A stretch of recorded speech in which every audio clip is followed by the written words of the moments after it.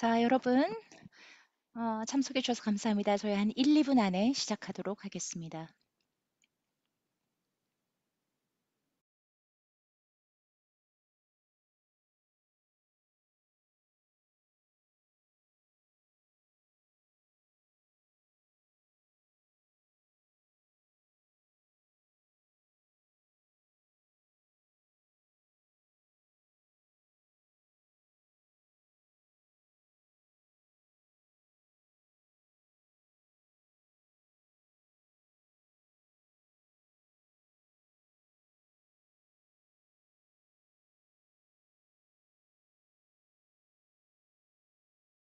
자, 여러분, 감사합니다. 저희 곧 시작하겠습니다.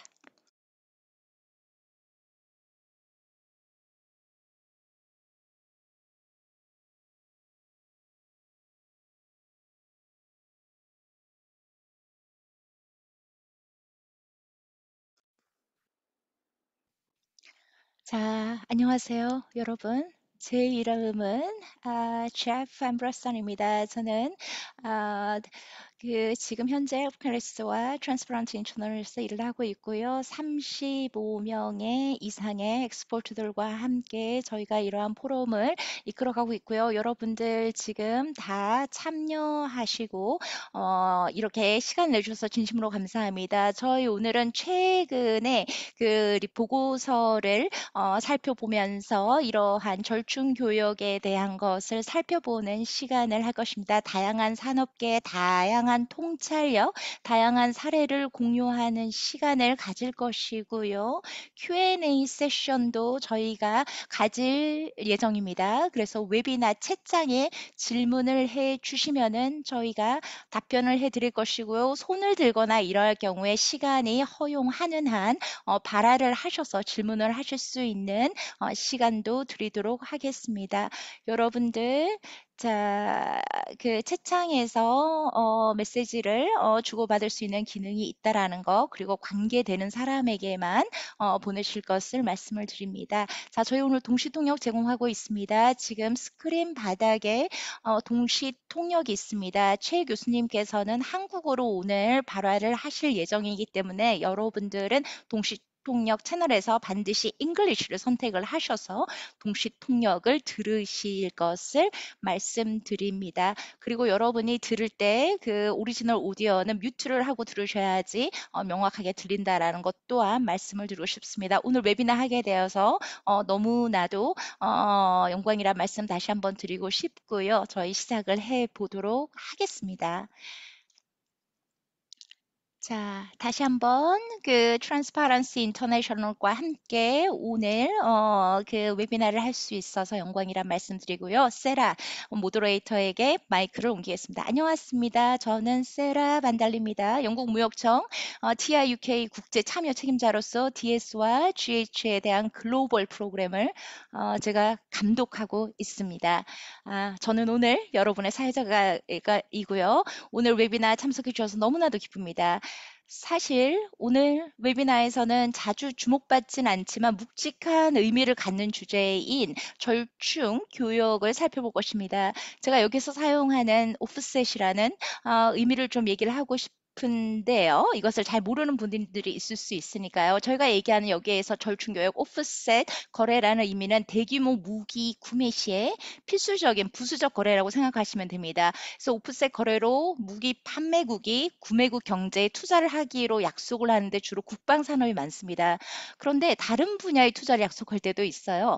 이런 오프셋은 뭐 판매되는 무기와 직접적으로 관련될 때가 또 있는데 예를 들어서 뭐 기술 이전, 현지 생산 설립 이런 게 되겠죠. 그런데 이러한 것과 관련이 없는 투자를 포함하는 더 광범위한 거래도 있습니다. 오프셋 거래가 물론 혜택을 가져오기는 하는데 이 또한 국방 거래라는 기밀적 거래나 거래의 성격이나 엄청난 금액의 거래라는 점에서 심각한 부패의 위험을 동반하기도 합니다. 국제 국방안보 투명성 기관에서 한 리서치에 따르면 오프셋 거래가 무기 판매국의 판매 수익을 위해 사용되어 왔으며 구매국에 이익을 주지 않는 경우도 보였습니다. 이는 국제적, 국가적 측면에서 심각한 안보 위험을 가져올 수 있고 판매국에 필요한 군사적 역량의 니즈를 충족하지 못합니다. 더 심하게는 특정 정당이나 엘리트, 집단의 돈을 흘리게도 할 수 있겠죠. 오늘 연사들이 이런 오프셋 거래에 대해서 우리가 잘 이해할 수 있는 기회를 제공을 할 겁니다.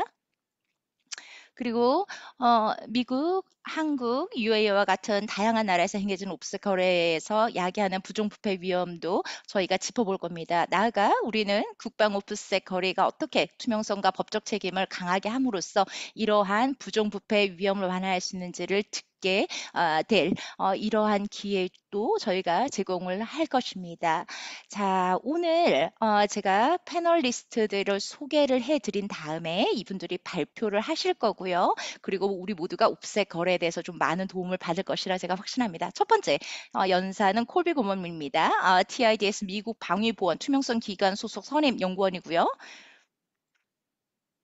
조디 비토르 있습니다. 카네기 국제평화재단 비상주 펠로우고요. 조지타운 대학교 외교대학교 글로벌 정치 안보 프로그램 실무 교수 겸 공동 의장입니다. 그리고 마지막 패널리스트로 서울 상명대학교 국가안보학과 교수님이자 국가안보통일연구원 소장으로서 TI 코리아 통합방위위원회 위원이신 최병욱 교수님이 패널리스트로 참여를 할 것입니다. 자, 최근 몇 년간 옵셋 거래 동향에 큰 변화가 있는 것으로 저희가 알고 있는데 이러한 것에 대해서 오늘 이야기를 좀 나눠보도록 하겠습니다. 자, 그러면 일단 코비 구드먼에게 마이크를 넘기도록 하겠습니다. 최근에 이러한 새로운 동향에 대해서 좀 얘기를 해 주시기를 바라고요. 공유하신 보고서에 따르면 오프셋 거래에서 지금 현재 가장 큰 위험이 무엇이라 생각하는지, 앞으로 이 위험이 어떻게 변화할 거라고 보는지, 특히 미국 회사와 거래하는 국가 간의 관계에 초점을 맞춰서 말씀을 해주시면 감사하겠습니다. 자, 감사합니다, 세라. 첫 번째로 저는 제프에게 본 포럼을 기획을 해주셔서 감사하다는 말씀을 드리고 싶고요. 그리고 일단 세라가 제 소개를 해주신 것도 감사합니다. 자, 그리고 참여하신 분들에게도 감사합니다. 첫 번째로 일단 디펜스 오프셋은 굉장히 많이 증가하고 있습니다. 2020년 이후로 오프셋 거래가 굉장히 빠르게 늘어나고 있는데요. 이러한 오프셋 증가는 부정부패와 경제적 비효율성에 대한 우려에 따라서 EU, 미국, 그 외 국가에서 방위 오프셋 거래를 최소화하자라고 했는데 그 이후부터 계속 나타나고 있습니다. 무기를 수입, 수출하는 국가가 더 많은 어떤 오프셋 거래와 산업혁명을 지금 추진하고 있는 것이 현재의 실정이라고 할 수가 있습니다. 제가 발표를 좀 할 건데요. 일단 슬라이드를 좀 공유를 해보겠습니다. 제 슬라이드를. 잠시만 기다려 주십시오.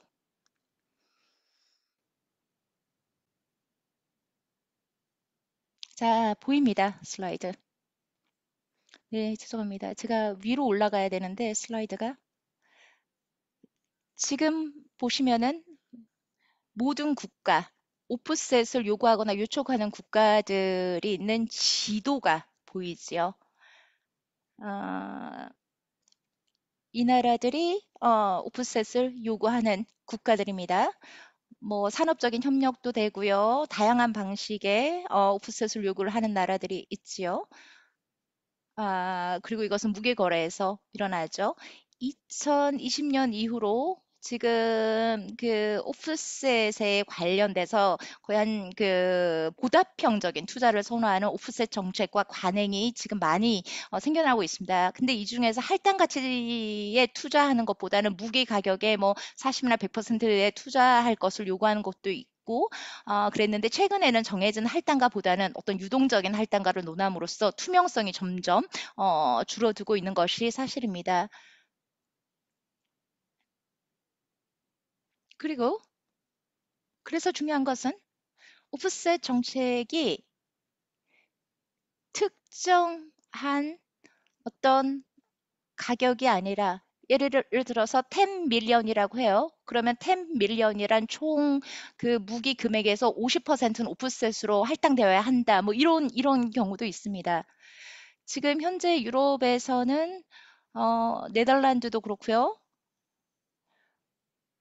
폴란드, 포르투갈, 루마니아, 영국, 불가리아도 이러한 움직임을 보이고 있고요. 아시아에서 대만, 일본, 말레이시아를 포함해서 이러한 그 새로운 오프센 접근을 하고 있습니다. 필리핀, 한국도 그러합니다. 그래서 보면은 지금 새로운 어떤 이러한 그 오프셋 정책의 성장을 보면요.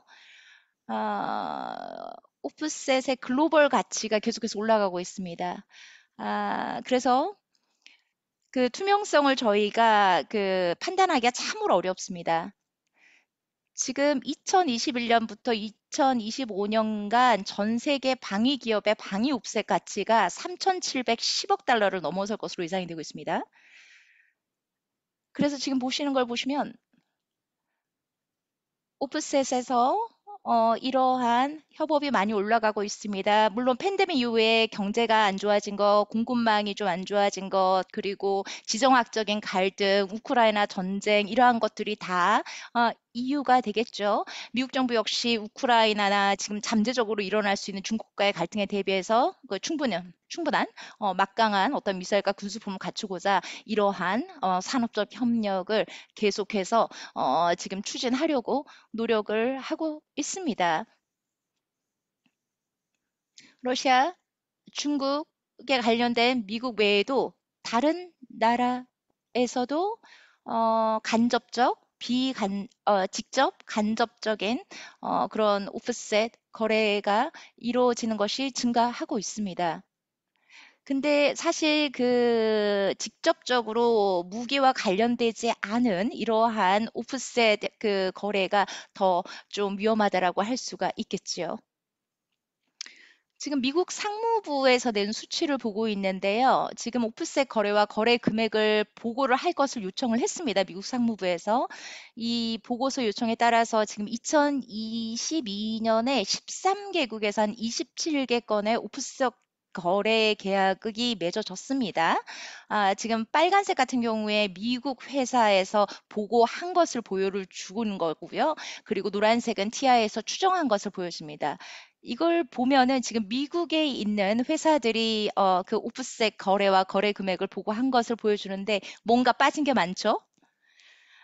그리고 사실 그 전년 대비 증가했다는 걸 보여주긴 하지만 정확한 거래 건수라던가 가격을 알기에 이 데이터가 얼마나 또 정확한지 확인하기 어려운 문제도 있습니다. 그래서 질문 뭐 여러 가지를 취합을 해 보면은 제가 세 가지로 나눌 수가 있습니다. 크게 어, 우리는 TI는 부정부패 사례를 집중적으로 보는 것이 아니고 이것이 얼마나 투명성이 있는지부터 보는 관점으로 접근을 합니다. 그래서 첫 번째로 저희가 발견한 것은 이러한 오프셋 거래 자체가 비밀리에 공개가 안 된 상황에서 정치적인 지도자들이 주도하여서 거래가 이루어진다라는 것. 그리고 어떤 경우에는 political 정치인들이 이러한 오프셋에 관련된 정확한 뭐 지식이라던가 이런 것도 없는 전문 지식이 없는 사람들이라는 것. 그리고 투자나 뭐 기술 이전이나 이런 것들을 요구할 때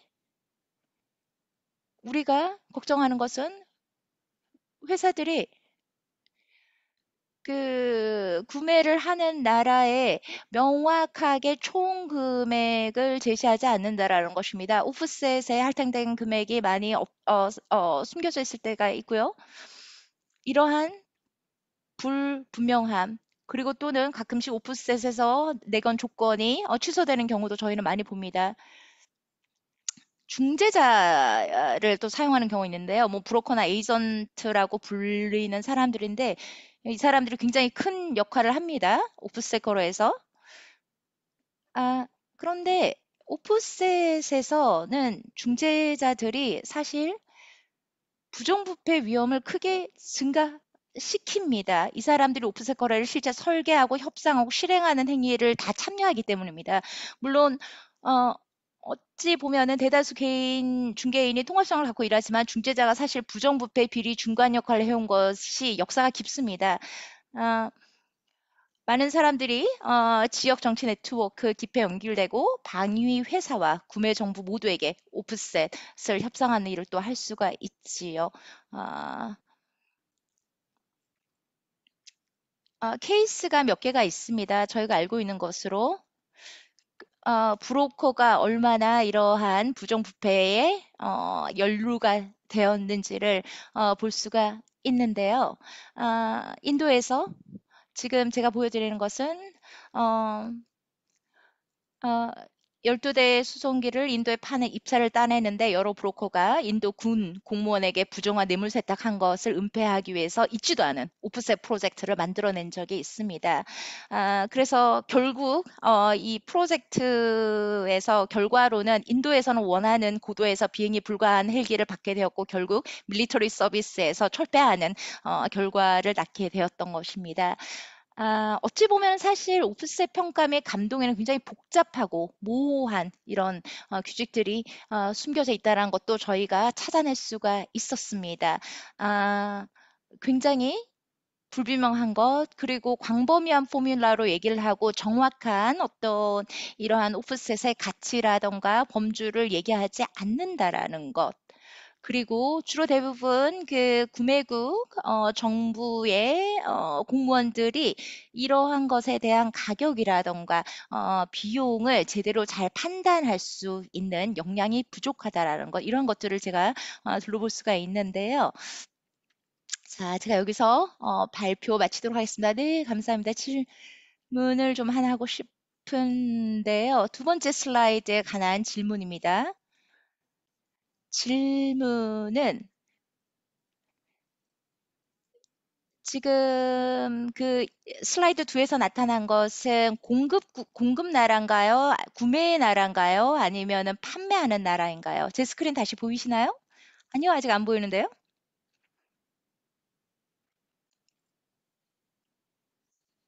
잠시만요.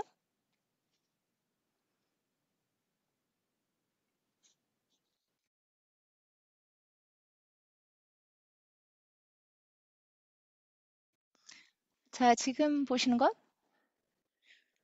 것은 추정가로 어, 에셋, 오프셋 프로젝트의 앞으로 향후 어떠한 가격 때까지 올라갈 수 있는지 추정치라고 보시면 됩니다. 네, 코비 감사합니다. 자, 각각의 패널리스트들이 어, 발표를 하고 일단 그 첫 번째 코비가 발표한 것에 대해서 최 박사님에게 질문을 좀 드리고 싶습니다. 대한민국 어찌 보면 굉장히 독특한 위치에 있습니다. 왜냐하면은 사다가 지금 팔기도 하는 그러한 입장에 있기 때문입니다. 그래서 어떤 대한민국에서 이러한 것에 대해서 좀 듣고 싶습니다. 이러한 것을 어떻게 앞으로 이런 복잡한 것에 대한 오프셋에 관련된 것의 도전 과제를 해결하실 건지 답변을 해주시기 바랍니다. Okay, anyway, hello everyone. It's a pleasure to meet you all. I'm Professor Byung-ok Choi. 자, I'm in 안녕하세요. Seoul, 만나서 Korea. 반갑습니다. 저는 대한민국에서 지금 접속하고 Since 있습니다. we have 최종우입니다. simultaneous interpretation 자, 저희가 today, 동시통역이 제공되는 관계로 인해 I'll be speaking in Korean from now on. 저는 지금부터 한국어로 발화를 사라 감사합니다. 사라가 이야기했듯이 한국에서 절충교육은 참 특별한 의미가 있고 논란도 많은 이슈입니다. 저는 직업군인으로 현역 육군 대령으로 전역을 했습니다. 현역으로 있을 때 방산 분야와는 직접적인 관련은 없었습니다. 그러나 전역 이후 국방부의 자문 역할, 한국투명성기구의 책임위원, 어, 대학 휴직하고 국방부 장관 정책보좌관으로 풀타임 공무원 신분으로 근무한 적이 있기 때문에 적어도 일반적 차원에서 절충교육의 문제를 이야기할 수 있을 것 같습니다. 첫째로 절충교육은 한국의 군사적, 경제적 발전에 크게 도움이 되었다고 말씀드릴 수 있습니다. 다 아시다시피 한국은 세계 10위권의 경제대국, 또 2024년에 글로벌 파워의 발표에 따르면 세계 5위의 군사 강국으로 평가받고 있습니다. 미국, 러시아, 중국, 인도에 이어서 한국이 위치하고 있습니다. 또한 대한민국은 1950년대 한국전쟁의 폐허를 딛고 세계 선진국 대열에 들어섰습니다. 어, 소총 한 자루도 만들지 못했던 나라가 전투기까지 판매하는 주요 방산 수출국으로 우뚝 섰습니다. 이러한 군사적, 경제적 발전의 과정에 저는 절충교육이 큰 몫을 했다고 생각을 합니다. 예컨대 미국으로부터 무기를 수입하고 그 과정에서 기술 이전을 받았습니다. 기술 이전 외에도 부품 생산 및 조립을 국내에서 수행하게 됨으로써 무기 개발 능력을 향상시킬 수 있었습니다. 절충교육은 국내 방산 산업의 발전을 가속화시켰고 한국 경제의 전반적인 발전에도 긍정적인 영향을 미쳤습니다.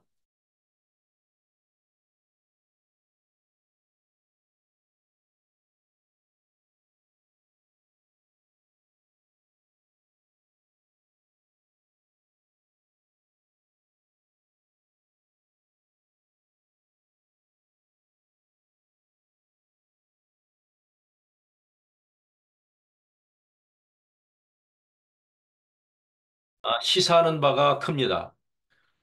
차세대 전투기 40대를 구매 선정하는 사업에 미국 보잉사가 단독 후보로 결정됐지만 추후에 국익, 정무적 사유라는 이유로 로키드 마틴의 F-35A로 변경이 됐습니다. 막대한 예산을 들여서 구매하는 최대의 무기 구매 사업인데 변경의 사유가 군사 기밀이라는 이유로 거의 알려져 있지 않습니다. 당시에 대통령과 국방부 장관이 개입했을 것이라는 소문만 있지 이것도 실상은 없습니다. 아무튼 다시 절충교육으로 돌아와서 당시 로키드 마틴은 한 기의 군사통신 위성과 또 향후 한국형 전투기 개발에 필요한 25개 기술도 제공한다고 계약을 체결했습니다.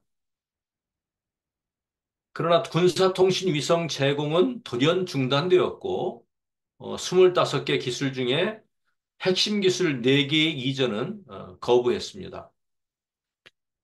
절충 교육을 이행하지 않으면 추후 계약에 불이익을 주는 등 페널티가 주어지지만 사실상 로키드 마틴과 같이 독점적 주의를 갖추고 있을 경우에 실효성은 거의 없습니다. 방위사업청은 이미 차세대 전투기 2차 사업으로 20대를 추가로 들여오기로 했는데 사실상 이미 로키드 마틴의 전투기를 구입하는 것으로 확정을 했습니다. 막대한 국가 예산이 투입되는 방위산업 분야의 사업들이 국익이라든지 정무적 판단, 군사 기밀이라는 이유로 공개되지 않고 극소수의 관료와 행정가의 손에서 결정되는 구조라면 부패의 개연성 측면에서 문제가 큽니다. 셋째,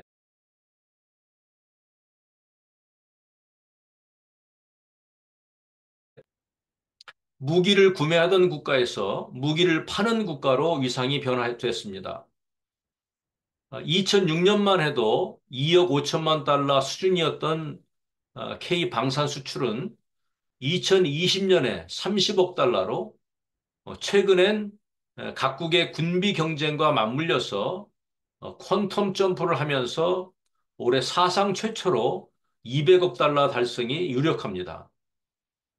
수출 대상국도 2022년 4개국에서 작년에 12개국으로 확대됐고 올해 연말까지 15개국 이상 수출하는 것이 목표입니다.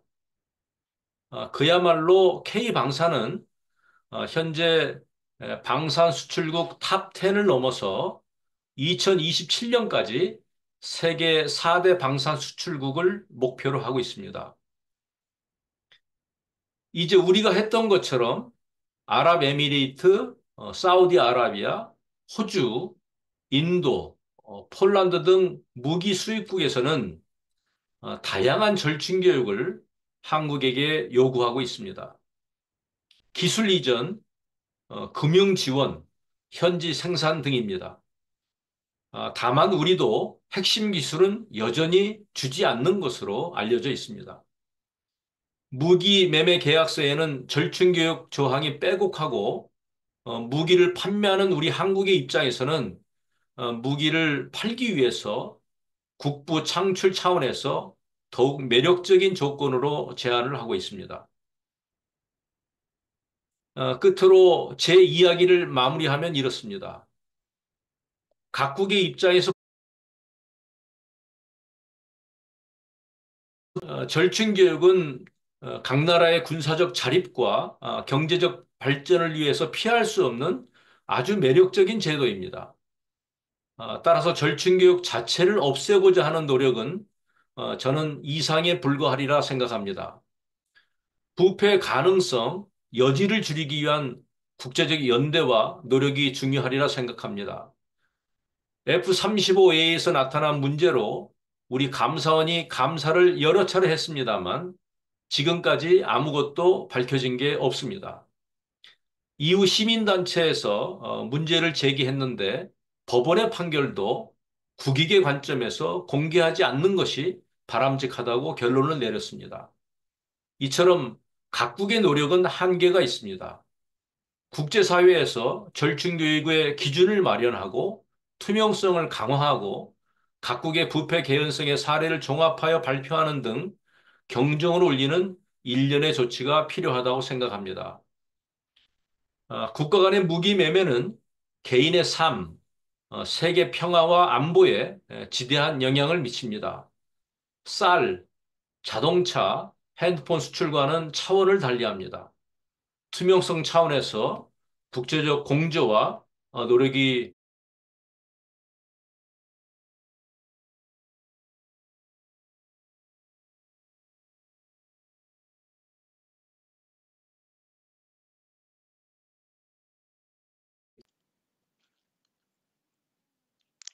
진심으로 감사드립니다. 교수님, 굉장히 흥미로운 통찰력, 사우스코리아의 사례를 말씀을 해드렸습니다. 그리고 투명성에 관련된 우려를 또 밝혔고요. 그리고 이것에 대해서 공개가 되지 않는 것에 대한 어려움도 말씀을 하셨습니다. 아, 어찌 보면은 대한민국의 이러한 그 심각한 문제 그리고 디펜스 스트래티지랑 어떤 국제적인 파트너와의 관계에 어떤 영향을 미치는지 좀 얘기하고 싶습니다. 특히 미국과 그리고 뭐 정부나 그 대중이 무엇을 할 수 있는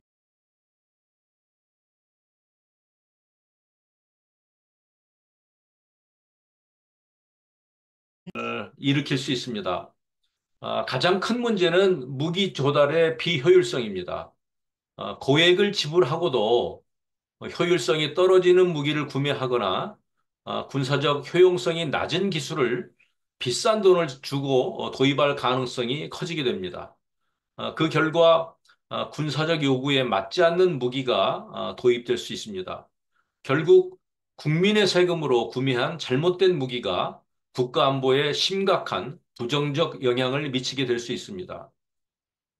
또한 밀실에서 이루어지는 무기 거래는 국가 간의 관계에도 바람직하지 않습니다. F-35A의 사례에서 볼 수 있듯이 절충 교육을 통해 이행해야 하는 내용들이 있는데 이러한 것을 이행하지 않을 경우 동맹의 정신과 국가 간의 신뢰가 떨어지게 됩니다. 이러한 밀실 거래는 미래지향적 관계에도 부정적인 영향을 미칩니다. 특히 경쟁을 배제한 이러한 비공개 거래는 한 국가가 다른 국가의 무기와 안보 측면에서 지나치게 의존하게 되는 결과를 초래할 것입니다. 안보 엘리트들은 이러한 밀실 거래를 통해서 이른바 정책 포획을 할 그런 것을 강화할 가능성이 큽니다. 즉 국가 정책이라는 명분 하에 개인과 집단의 이익을 위한 거래가 추진될 가능성이 크다는 것입니다. 이러한 상황은 국가 간 무기 및 안보 측면에서 종속과 불균형을 심화시키게 될 것입니다. 공공 및 정부 감시 측면에서도 문제는 심각합니다. 한국에서는 시민단체, 언론, 그리고 유튜버 등의 활동이 활발하지만 방산 분야 거래는 정보가 공개되지 않는 한 접근하기가 매우 어렵습니다. 저는 국가 이익, 정치적 판단, 보안을 이유로 국민의 알 권리를 과도하게 제한해서는 안 된다고 생각합니다. 오히려 국가의 안전 보장에 관한 주요 정책은 국민의 적극적인 참여와 엄정한 여론의 여고 과정을 거치는 것이 바람직합니다. 군사 영역은, 군사 영역은 지금까지 민주적 감시와 통제에서 상당 부분 예외로 존재해 왔습니다. 이 성역을 깨야 합니다. 국제사회 차원에서 투명성을 강화하고 국제 기준에 맞는 감시 시스템을 도입하는 등 제도적 감시 체계를 공고히 하는 것이 중요합니다.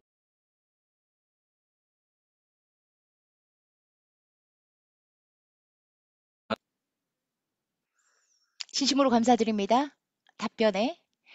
자, 저희가 또 다른 Q&A에서도 답변을 할 수도 있을 것 같은데요. 자, 이제 조디 마지막 연사의 발표를 들어보고 하겠습니다. 최근에 그 국부자금 관련하여서 에세이를 또 공동 편찬하시도 하셨는데요. 오프셋 관련돼서 좀 발표를 해주시고요. 그리고 UAE 사례에서 어떤 것을 파인딩 하셨는지도 말씀을 해주시기 바랍니다. 네, 오늘 사회자로 일해주셔서 감사합니다, 세라. 제 발표를 하도록 노력을 해보겠습니다.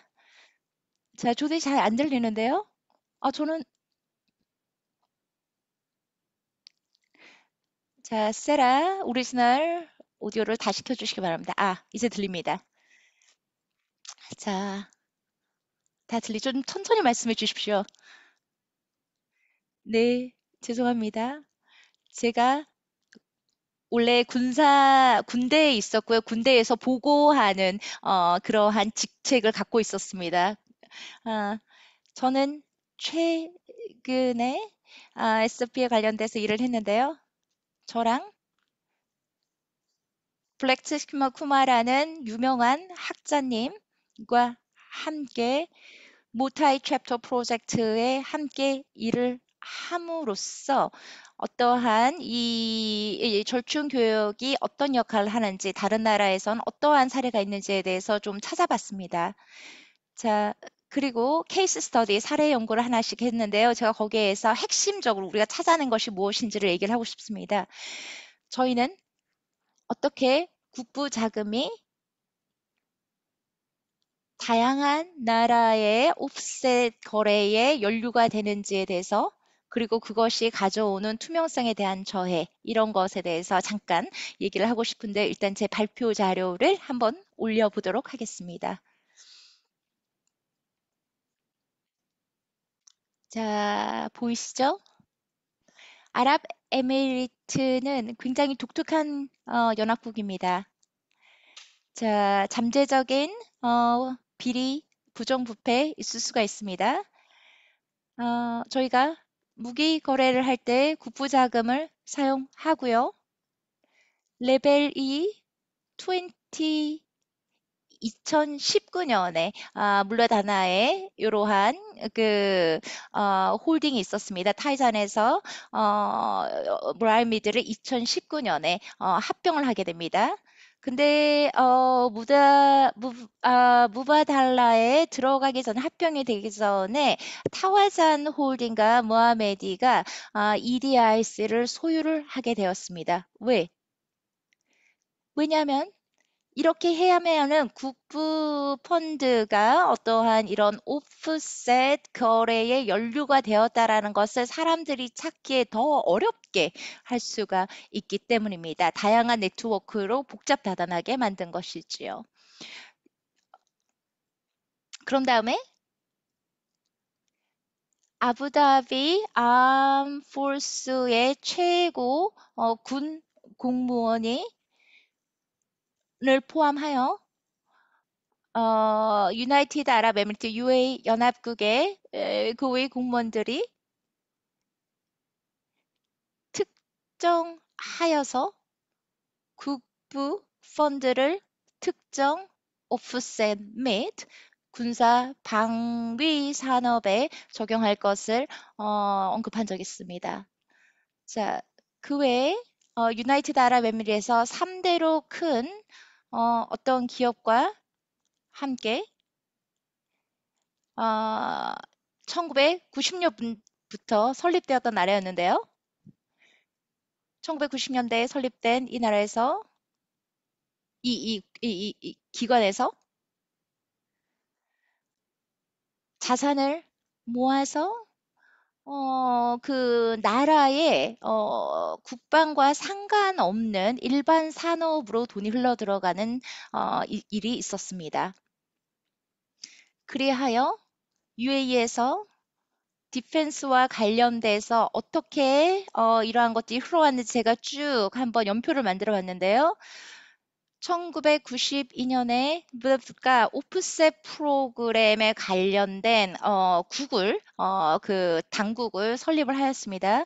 그리고 2002년에 무바달라가 회사를 설립을 했습니다. UAE 오프셋 그룹 하에요.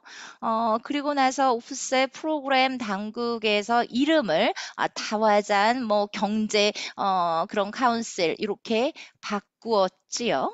어, 그리고 2017년, 18년에 계속되면서 투자가 되었고, 그리고 합병을 계속해서 하면서 그 기관의 공식적인 이름이 계속 바뀌게 됩니다. 그렇게 함으로써 지금 타와잔 카운슬로 활동을 하고 있습니다. 자, 제가 지금 이러한 연역을 왜 해 드렸냐면요. 국부펀드라는 것은 사실 주로 나라에 투자할 일이 있을 때를 위해서 모아두는 돈입니다. 그리고 그 나라에 국부펀드가 있다라는 그 나라에 큰 도움을 될 수 있는 돈입니다. 그런데 서브세트리로 그 부수적인 것으로 이것이 국부펀드 내에 명확하게 들어가 있지 않을 때에는 부정부패와 연루되게 사용될 수가 있습니다. 그 말은 즉 국부펀드지만 나라를 위해서 투자되지 않게 된다라는 것입니다. 만약에 사모펀드를 갖고 있는 당사자와 그리고 이러한 국부펀드를 담당하는 사람이 동일 인물이거나 연계가 되어 있다라는 것은 이것에 대한 비리가 있더라도 그것에 대해서 발각될 가능성이 굉장히 드뭅니다. 자, 그리고 국부펀드는 주로 기름, 오일, 석유와 같은 그 나라가 갖고 있는 천연 자원에 대한 국부 펀드가 설립된 데가 많습니다. 나라의 경제 부흥을 위해서 준비해두는 펀드라고 볼 수가 있겠죠. 자연적인 천연 자원을 국부 펀드의 일부로 보는 것입니다. 가격이 갑자기 올라가면은 내 나라의 석유가 국부 펀드로 있을 때는 그 나라에 큰 도움이 되겠지요. 바로 이러한 것 또는 나라의 인프라스트럭처를 바꿔야 되는 큰 돈이 드는 일이 있을 때 이러한 국부 펀드가 있으면은 나라에 도움이 될 수가 있습니다. 또는 오일 가격이 떨어질 경우에 펀드에 저금해 둔 돈이 있다라면은 나라가 경제적인 공황을 맞지 않고 계속해서 나아갈 수가 있겠지요.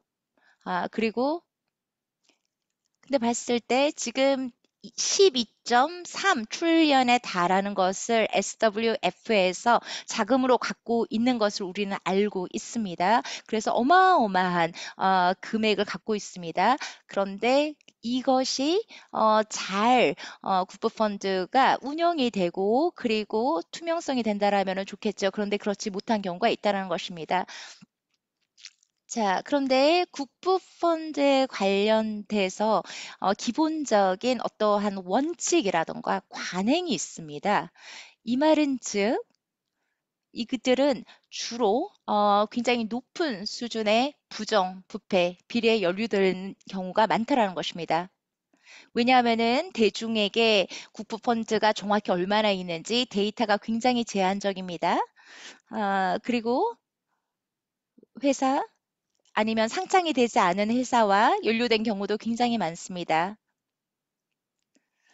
그리고 이러한 투자를 받는 사람들의 이해를 위해서 이것이 어디에 투자되는지 완전히 공개되지 않는 경우도 있습니다.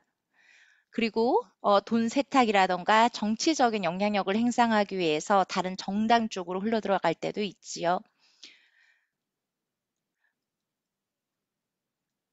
5,000달러를 가장 제한적인 기금으로 하고 이것에 대해서 어떠한 일이 일어나는지 국부 펀드에 대한 그런 평가 또는 보고를 받아볼 수 있는 그런 서브스크립션을 갖는 경우도 있습니다.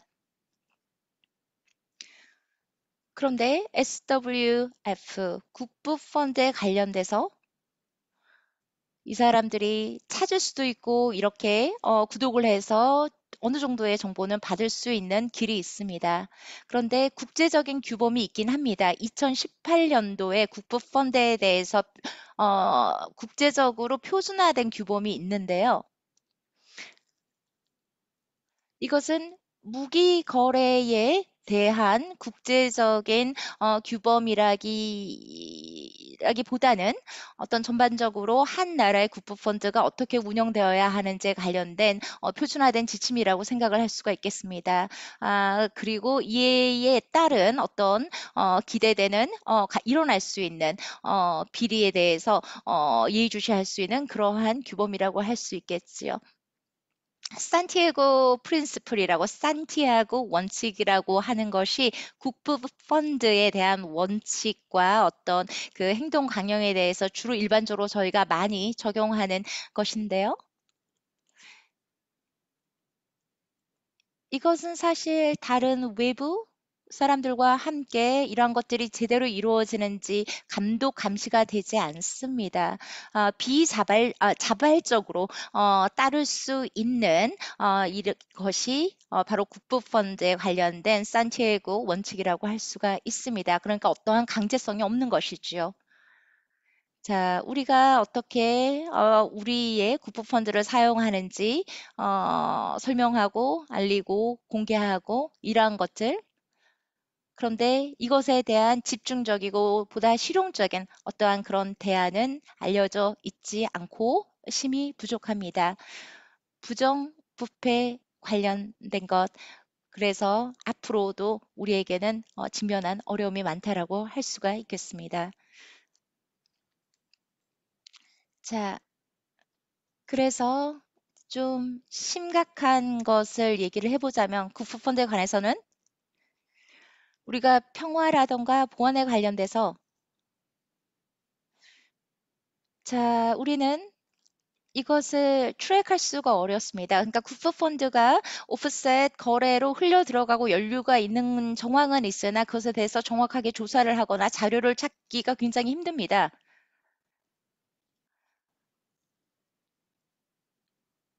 자, 미국에서 투자 그룹에 관련돼서 200명 관련된 사람들이 투자를 하고 헤지 펀드라던가 이러한 다양한 것에 대해서 국부 펀드가 연루된 것을 우리가 볼 수가 있었습니다. 그러나 이것이 may not 가시성이 우리가 명확히 찾을 수 있는 방법이 있을 수도 있고 없을 수도 있다는 것이 문제입니다. 자, 국부 펀드에 관련돼서 우리가 생각할 때 이러한 리서치를 하고 나서 국부 펀드에 대해서 조디도 언급을 했는데요. 모리셔스 공화국에 있는 기관이 있습니다. 듀바이와 자유무역을 할 수 있는 곳 중에 한 곳이고요. 그리고 다른 또 흥미로운 사례는 조이가 얘기를 했는데요. 블레넘 캐피털입니다. 블레넘 캐피털 사는 리처드 모건과 관련된 회사고요. 이는 오프셋 로키드 마틴과 함께 만들어진 것입니다. 그리고 그 전에는 UA Offset이라는 이름으로 활동했던 기관입니다. 그래서 국부펀드가 오프셋 거래에 연루된다라는 것 볼 수가 있고요. 이러한 것들이 진행이 된다라는 것을 볼 수가 있습니다. 여러 가지 불법적인 행위 그런 정황 포착이 될 수가 있겠죠. 아, 그러나 이 두 개 다 UAE 외부에서 이렇게 국부 펀드가 나라 밖에서 쓰여졌다라는 사례가 있다는 것입니다. 이것을 어떻게 바꿀 수 있는지에 대해서 고민을 해볼 수가 있겠죠. 감사합니다. 자, 감사합니다, 조디. 국부 펀드와 오프셋 거래의 관계 잠깐 얘기를 했었는데요. UAE의 국부 펀드 앞으로 어떤 어려움이 있는지에 대해서 좀 발표를 해줬습니다. 좀 더 물어보고 싶은 게 UAE에서 국부 펀드를 오프셋과 할 때 가장 큰 위험은 뭐라고 생각하세요? 이렇게 국부 펀드가 UAE에서 오프셋 거래에 사용될 때 그리고 국제 규제 기관이라든가 이런 데서 이런 것이 벌어질 때 우리가 무엇을 할 수가 있나요? 쉬운 질문인데요.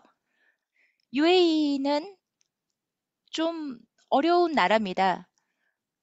첫째는 국부 펀드를 오프셋 거래에 사용할 수 있는 방식을 처음부터 만든 나라이기도 하고요.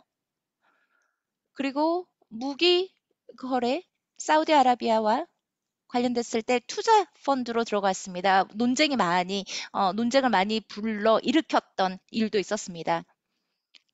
자, 크라운 프린스 오바마 빈 사만이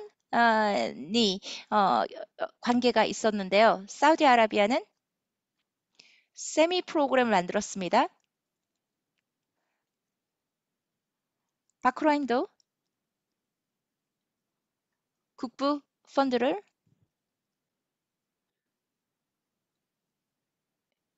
UAE 오프셋 프로그램을 가져다가 글로벌 서칭을 해보는 것입니다. 이 나라들은 다 현금으로 할 수 있는 것을 허용합니다. 그러니 문제가 심하죠. 캐시로 페이하는 것이니까요. 그러면 돈이 어디로 가는지 결국 누구 손에 들어가는지 밝힐 방법이 없습니다. 그게 가장 큰 위험이라 생각하고요. UAE 정부 쪽, 사우스 아라비아도 그렇고요. 이런 것에 대해서 부정부패에 관련된 어카운터블리티 법적 책임을 처벌하지 않거나 피해간다는 것에 대한 것이 가장 큰 위험이라고 생각을 합니다. 이 두 개에 대해서 제가 굉장히 큰 우려를 갖고 있습니다. 어, 국부펀드를 옮기는 것, 어떻게 옮기고 이게 어떻게 쓰여지는 거에 관련된 염려는 오래전부터 있어 왔습니다. 두 번째, UAE 경우에 국부펀드는 과거에도 나쁘게 쓰여진 방식이 많습니다. 말레이시아 MDB가 있었는데요. 자, 법무부에서 세계에서 있었던 가장 큰 부정부패 중에서 하나였다. 500빌리언 달러가 국부펀드에서 훔쳤어요. 그래서 말레이시아 프라임 미니스터의 그 선거 활동에 들어가고 그런 이런 스캔들이 있었고요.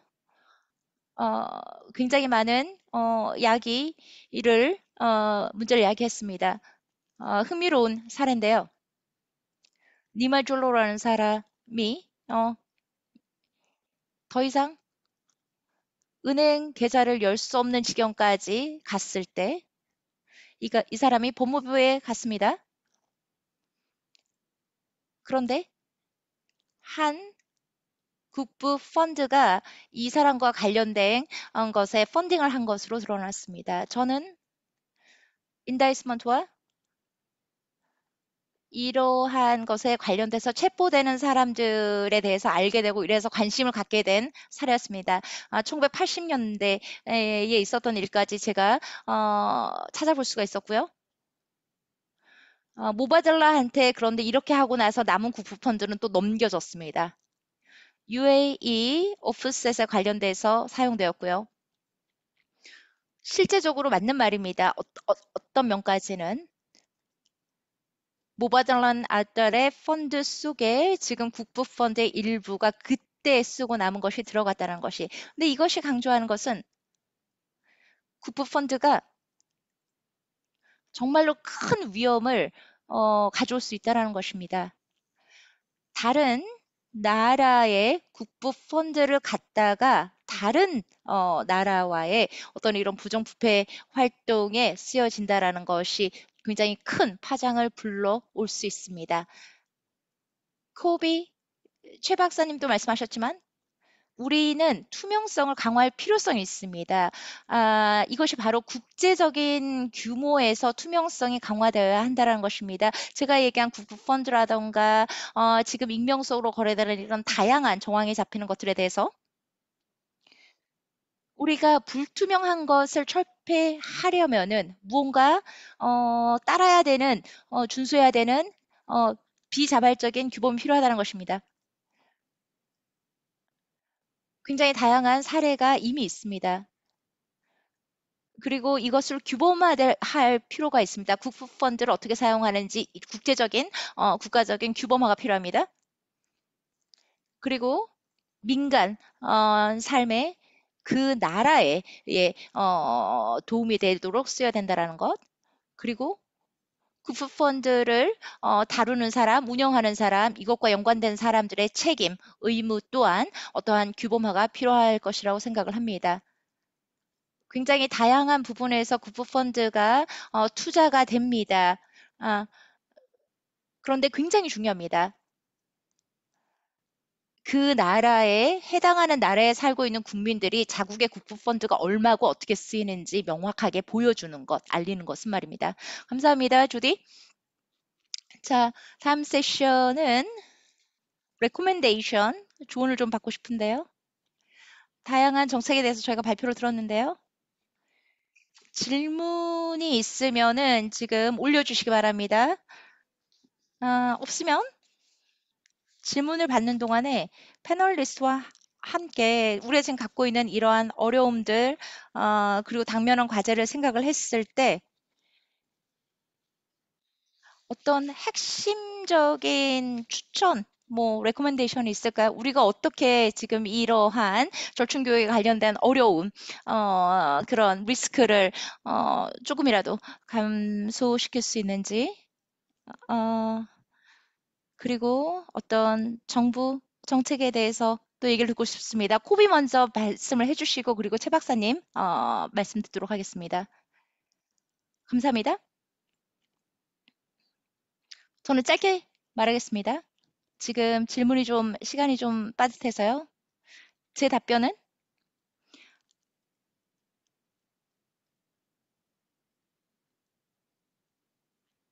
자, 제가 지금 채팅에서 받은 질문을 답변을 했고요.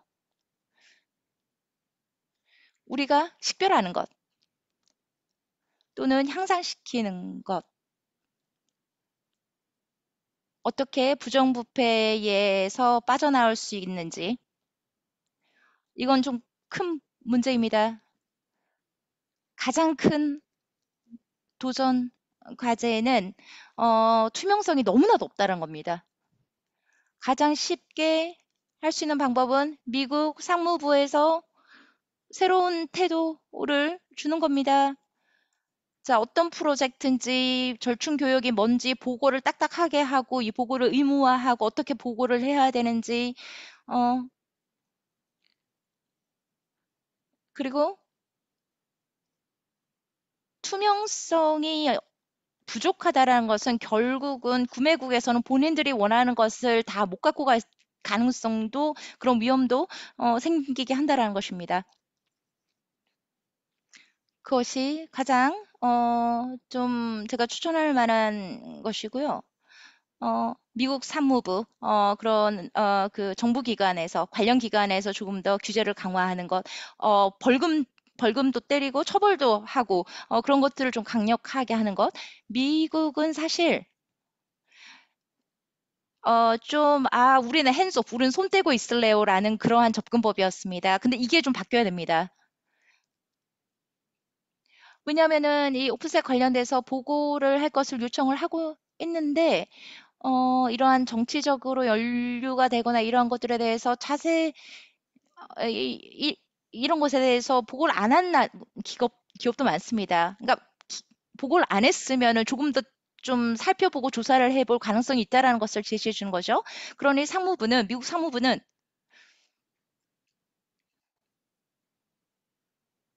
mandate, 의무적으로 반드시 오프셋에 관련된 거, 미국 국방에 관련된 오프셋 거래는 의무적으로 반드시 보고를 하도록 규정을 바꿀 수도 있을 것입니다. 그러면 그리고 담당했던 그 정부 공무원이 그렇게 하지 않을 경우에 처벌을 내릴 수 있을 테지요. 저는 그것이 투명성을 올릴 것 같습니다. 자, 최 박사님. 아, 네, 감사합니다. 저는 그 가장 큰 문제가 일종의 인식이라고 생각되는데요. 한국에서 제가 절충교육에 관해서 이런저런 그 전문가들하고 논의를 하다 보면 부패의 개연성에 대해서 인식하지 못하는 경우를 많이 봅니다. 대체로 필요성에 대해서만 강조하는 경우가 많습니다. 국익 차원에서 절충교육을 어떻게 확대할 것인지 또는 절충교육을 어떻게 축소할 것인지 이런 논의는 있지만 절충교육 그 자체에 어떤 거대한 부패의 위험성이 있다라고 하는 것에 대해서는 잘 인식하지 못하는 경우를 많이 봤습니다. 그래서 투명성, 반부패에 대한 인식이 높지 않다라고 하는 것이 저는 가장 큰 문제라고 생각을 합니다. 무기 거래라고 하는 것이 기본적으로 비밀리에 진행되는 경향이 있기 때문에 어떻게 보면 국방 엘리트들에 의해서 정책 포획의 형태로 진행될 가능성이 큽니다. 뭐 개인적인 비리로 연결될 수도 있고요.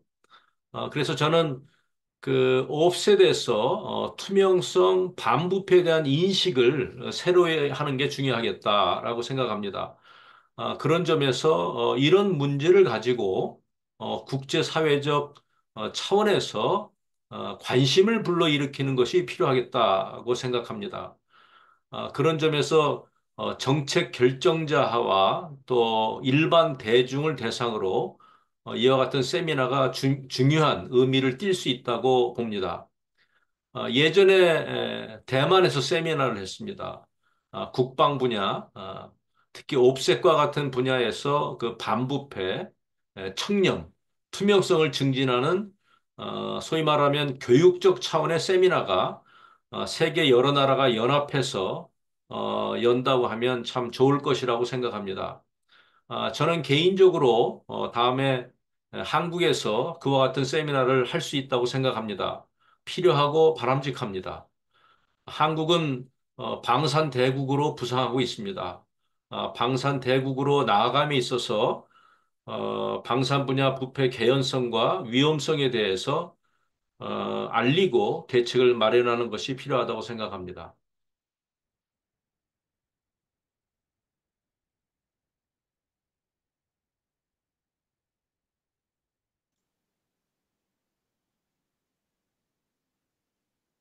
자, 최 교수님, 좋은 말씀 감사드립니다.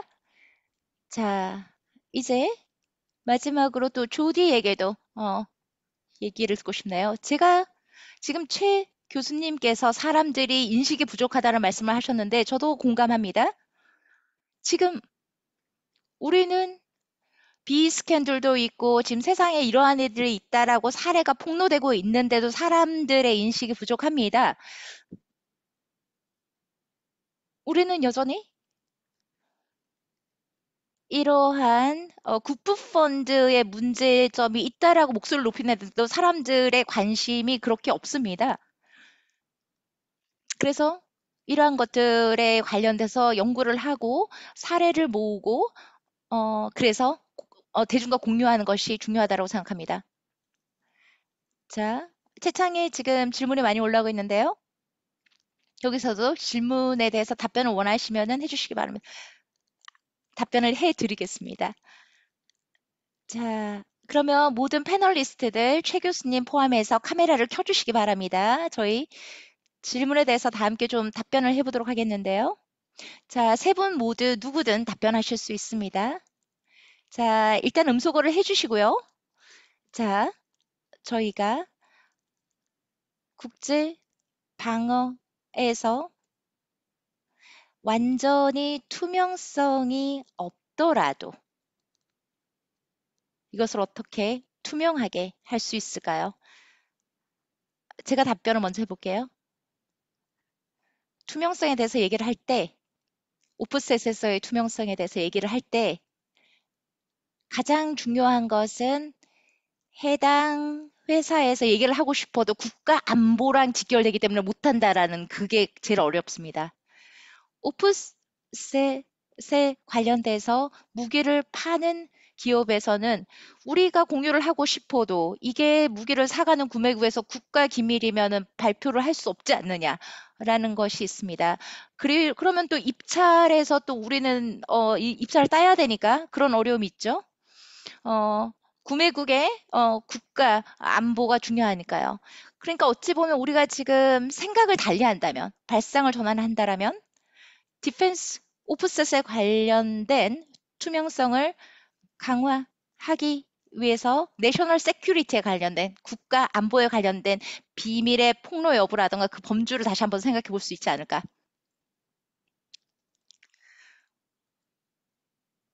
그리고 국가 기밀, 국가 안보와 무관한데 기밀 유지하면서 국가 안보라서 폭로하지 못한다라고 하는 그런 것은 없어야 됩니다. 국가 안보 우산 안에 들어갈 수 없는 애들은 폭로를 해야겠죠. 공개를 할 수 있도록 한다라면 투명성이 나아지지 않을까라는 생각이 듭니다.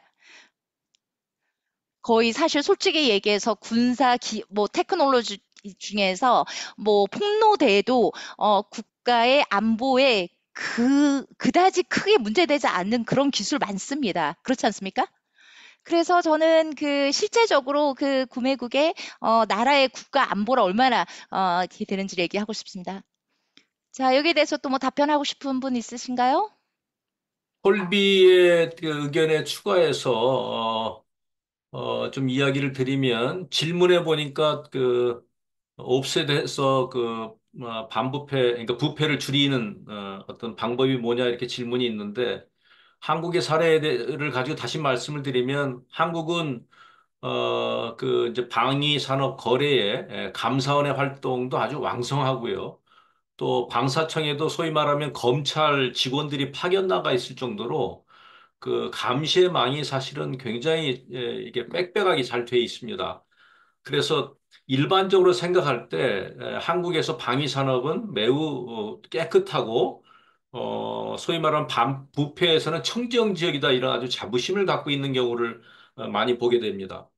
근데 이제 제 입장은 뭐 여기 있는 분들하고 같을 텐데 생각은 전투기를 수입한다든지 또 전차를 수출한다든지 이런 문제는 워낙 막대한 예산이 들어가는 국가 정책 결정 사업이기 때문에 국가 차원에서의 정책적으로 움직이는 경우가 많고 또 비밀리에 이것이 움직여지기 때문에 소수의 관료들에 의해서 저는 그 팔러시 캡처 그 정책 포획이라는 생각이 드는데 이렇게 하면 모종의 집단에 유리한 방향으로 또 정치적 목적을 달성하는 방향으로 정책 결정이 이루어지기가 쉽습니다. 그리고 실제로 감사원의 어떤 결과를 보더라도 아직까지 보면 개인적인 비리로 연결되는 경우는 많이 없었습니다. 그래서 그런데 이제 이게 국가적인 차원에서 보면 또 국제적인 차원에서 보면 심각한 문제가 될 수 있기 때문에 해당 국가에서 부패에 관한 그림을 해당 국가 단위로 보는 것은 한계가 있어서 국제적 그 그림을 국제적 차원에서 크게 그림을 그리다 보면 개별 국가의 위험성이 이게 자연스럽게 부상하리라고 생각을 합니다.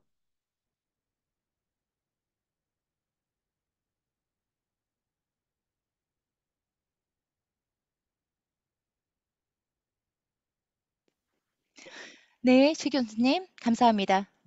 저는 다른 질문 하나 드리겠습니다. 조디가 질문을, 네, 답변을 할 수 있을 것 같은데요.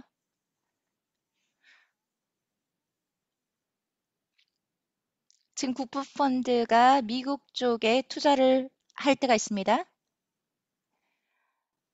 이러한 것에서 특별한 나라에서 이런 사모 국부펀드가 사용될 때 어떻게 투명성을 우리가 강화할 수 있을까요? 자, 질문을 읽어주셔서 감사하고요. 네, 국부펀드가 해외에서 쓸 때는 투자되면 물론 세금을 내야죠. 그리고 탈세를 할 수 있는 방식, 뭐 이러한 것들에 대해서 특히 US에서 이러한 조심이라든가 이런 것들은 없어져야 될 것입니다. 그러나 IRS에 관련해서 생겨진 것은 IRS에 주어진 정보는 다른 목적으로는 사용될 수 없다라는 겁니다. 그리고 뭐 가짜 회사에 대해서는 사용을 할 수 없다는 것입니다. 자, 국부 펀드가 쓰이는 것에 관련돼서 어떠한 규범이 필요한지 명확하게 나와 있는 것은 극히 드뭅니다. 그리고 SEC에서 어떠한 요구 조항이 있는지도 명확하지 않습니다. 그래서 무바달라가 설립된 이유도 무바달라에 연루된 개개인들, 그들의 뒷배경, 이런 것들을 보면서 국펀드의 흐름을 제가 볼 수가 있는데요. 각각의 고용된 사람들을 통해서 국부펀드가 타국에서 다른 나라에서 어떻게 투자되고 그 투자를 받는 회사들이 설립이 되었는지를 우리가 찾아볼 수가 있습니다. 리미티드 회사로 설립될 경우 이것은 대중에게 공개되는 상장된 회사만큼 정보를 우리가 많이 받을 수가 없습니다. 그것이 오프셋과 연루되더라도 말입니다. 그리고 새로운 규범이 작년에 하나 또 소개가 되었는데요. 국부펀드에 관련돼서 좀 더 개선 방안인 것으로 저는 생각을 합니다. 이것이 잠재적으로 돈 세탁이라던가 이러한 것들에 대해서 좀 방지할 수 있거나 줄일 수 있는 방식이 되기를 바랍니다. 오프셋 관련돼서 콜비가 이런 얘기를 했습니다. 예를 들어서 뭐 누구의 형부라던가 뭐 없는 회사, 그런 것들, 유령 회사에 돈이 들어가고 이러한 정황, 그런 것도 있습니다. 이러한 것들이 없어져야겠죠. 그리고 에머슨에서 질문이 하나 들어온 게 보이는데요. 제가 말씀드리고 싶은 것은 지금 UA의 무다바달라의 경우는 굉장히 합법적으로 받아들여집니다. 지금 회사의 이름을 바꾸는 것, 합, 이것도 합법입니다. 잠재적으로 무기 거리에 관련된 리짐과 연루가 될 것이고, 이것이 뭐 대량 학살이라던가 어떤 군사적인 목적으로 사용될 가능성이 있다라고 하더라도 지금 UAE의 국부펀드고 UAE가 갖고 있는 돈이고, 어, 이것들은 그 정부에서 하는 일에 우리가 어떤 참견을 하거나 이런 것에 대해서 어려움을 주게 합니다. 러시아 돈이 미국으로 오고 있습니다. 이틀 후에 중국 헤이텔 매셔의 글로벌 리포터인데요.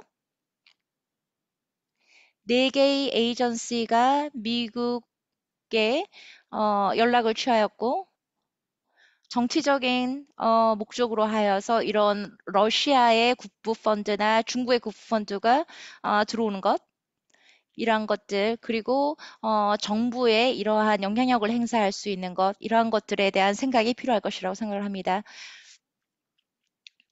자, 진스핀들이 질문 하나 했습니다. 최 박사님에게 했는데요. 대한민국이 군사나 경제 발전을 위해서 오프셋의 도움을 많이 받았다라고 말씀하셨는데 이게 다른 나라에서도 모범 사례로 쓰일 수 있다라고 생각하세요? 아니면 대한민국의 전쟁 때문에 대한민국에만 독보적으로 혜택을 줄 수 있었다라고 생각하십니까? 모범 사례라고 해야 할지는 모르겠습니다.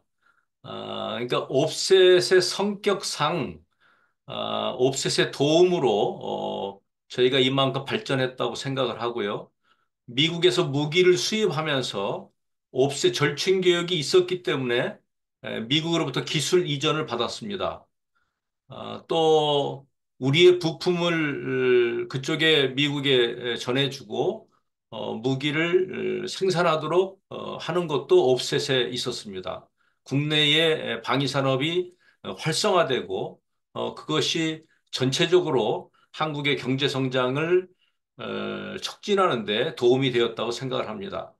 옵셋은 기본적으로 어느 국가든지 간에 무기를 구매하는 국가에서 상응하는 대가를 요구하는 체제이기 때문에 국가적으로 그것을 잘 관리하고 활용한다고 하면 어, 그 경제적 발전 또 국방의 주도권을 만들어내고 새로운 무기 체계, 자주적인 무기 체계를 만들어내는데 도움을 줄 것입니다.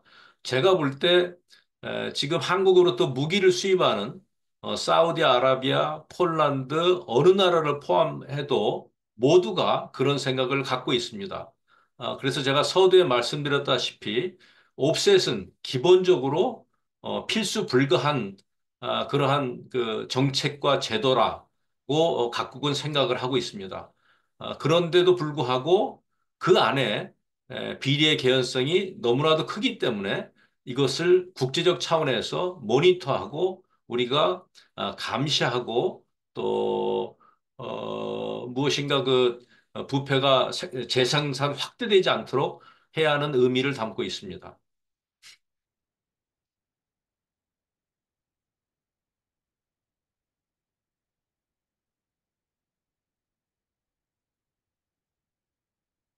자, 감사합니다. 지금